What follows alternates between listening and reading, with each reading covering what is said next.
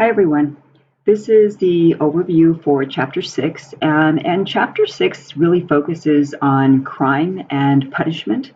And so there's a really great overview of how we came to be a nation that is tough on crime.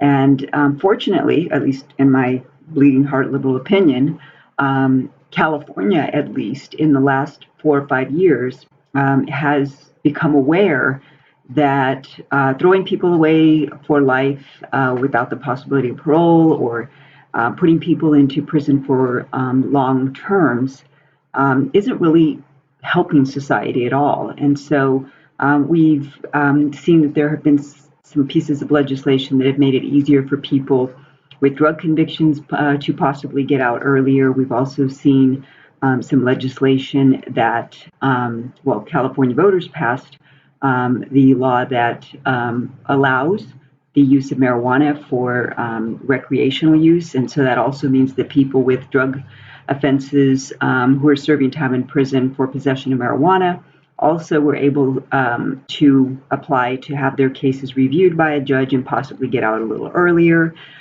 We are starting to see more programs in prisons that focus on offering things like cognitive behavioral therapy, college classes. In fact, I teach, of course, it's a correspondence course right now, but I do teach for Lake Tahoe Community College's inmate student program, ISP.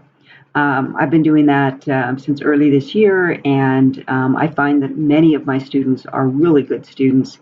Their essays are very detailed. These are people who really put some work into the work that they turn in.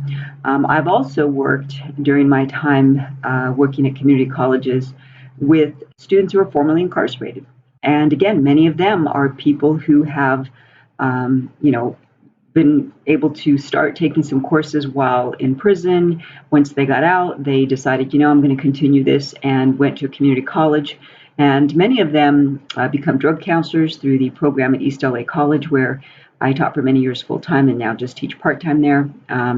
Also, I have known formerly incarcerated students who then transferred to four-year institutions. I know several who have transferred, 3-4 years ago now, to places such as UCLA, UC Berkeley, UC Davis, UC Irvine, and I think it was last Christmas. Yeah, it was last Christmas. It was Christmas Day. And since I am of Mexican ancestry, Christmas Day doesn't really hold much allure for us because we do everything the day before. My husband and I were walking in Griffith Park, and we're talking, both of us, and all of a sudden I heard my name called, and I turned around, and coming up the trail was one of my former students who happens to be a formerly incarcerated individual. His name Mondo, and I was surprised to see him. And so we had a brief conversation there on the trail, and it turns out that he's now in Texas working on a PhD in sociology.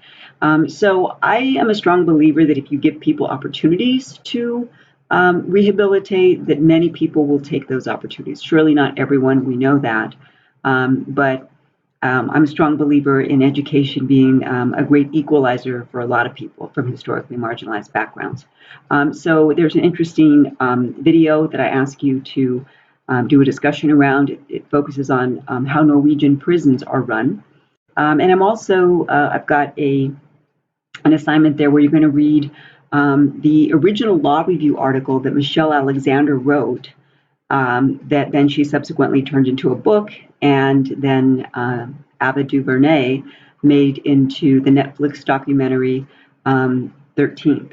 And if you haven't seen that, you should check it out. If you have Netflix, check it out. It's called 13th. I believe you can still access it on Netflix. It's an excellent look at the criminal justice system. So I hope you enjoy this chapter. It's one of my favorites because I'm really interested in how can we make our criminal justice system more equitable, and how can we have more humanity and compassion for others. In fact, that's what you'll hear one of the prisoners say in that video. So I'll see you next week for the Chapter 7 overview. Bye.